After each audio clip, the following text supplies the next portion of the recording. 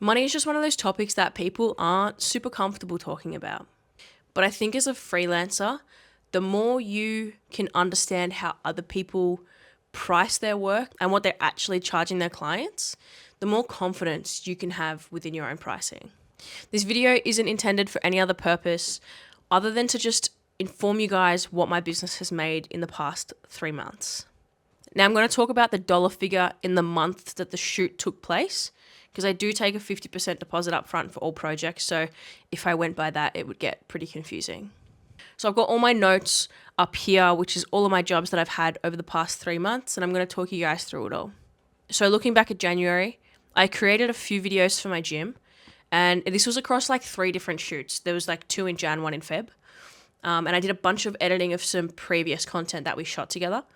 This project came to $6,600, but this amount was credited to mine and my wife's gym membership. Next, I filmed a beauty masterclass. So this was $3,450 for a half-day shoot plus editing. I helped out another videographer who had a shoot in Melbourne and basically just needed an assistant and a lighting kit, and that was $1,800 for a full day. And then to finish up January, I filmed some reels to promote my friend's new song, and that was $300. So for January, my total was $5,550. All of these prices are also excluding GST, just so you know.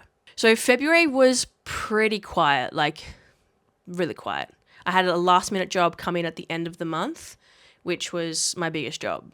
So at the start, I did a shoot for another company, and that was $1,200 for a half day.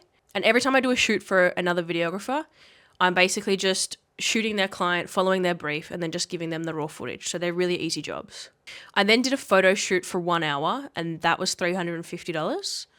And then the last shoot of the month was for Sephora, which was $2,000.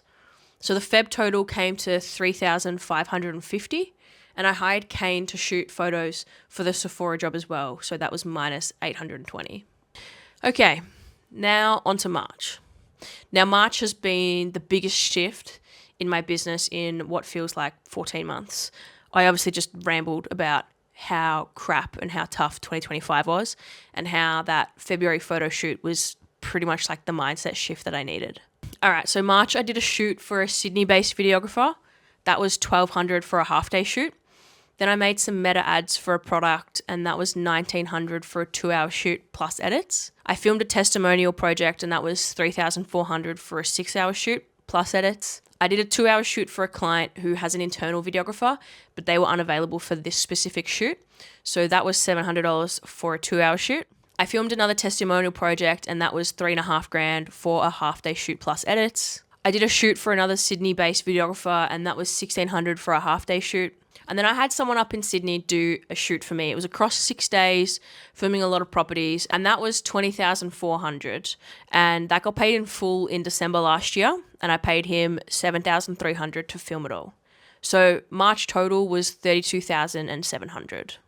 So I know that the vlogs that I've been sharing and everything I've been posting on Instagram lately, I keep kind of talking about how 2025 was a really, really hard year for me. I was getting so many no's to quotes that I was sending out. It was also the first year where I had to cover myself and my wife's wage. And so it felt like a bit of extra pressure financially to be able to support both of us.